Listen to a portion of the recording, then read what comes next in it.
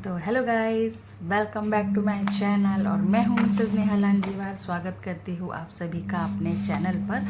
और मेरा जो लास्ट ब्लॉग आया था उसमें मैंने आपको बताया था मेरी प्रेगनेंसी जर्नी का, जिसमें मुझे प्रेगनेंसी के दौरान क्या क्या समस्याएं हुई थी और मैंने क्या क्या चीज़ें फेस की है उसके बारे में। और मैंने आपको ये भी बताया था कि एक ऐसा सिंड्रोम है जिसके बारे में आप लोग जानते हैं या आप लोग उससे अवेयर हैं या नहीं हैं, लेकिन मुझे वो सिंड्रोम था। तो मैंने यही कहा था कि नेक्स्ट जो मेरा वीडियो आएगा तो उस सिंड्रोम से रिलेटेड आएगा।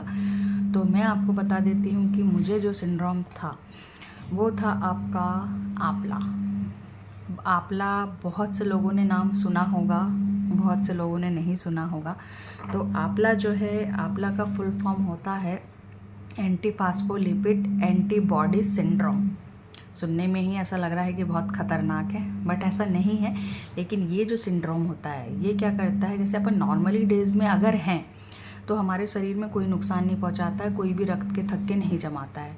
लेकिन अगर आप कंसीव कर लेते हैं तो कंसीव करने के बाद में क्या करता है, ये जो हमारे बॉडी में जो प्रतिरक्षा प्रणाली होती है, जो हमारे ऊतक होते हैं, जो हमें बहुत अच्छे से ब्लड सप्लाई का काम करते हैं, उनके ऊपर ये प्रहार करता है, उनको ये नुकसान पहुंचाता है। उसके कारण क्या होता है कि ब्लड के छोटे छोटे से क्लॉट्स बन जाते हैं और आपका जो ब्लड होता है वो गाढ़ा हो जाता है। इसके कारण हमको प्रेगनेंसी में बहुत सी समस्याओं को फेस करना पड़ता है। अब जैसे मेरे साथ हुआ, हालांकि मुझे बहुत बाद में पता चल पाया था कि इस तरीके का कोई सिंड्रोम भी होता है और जो मुझे है।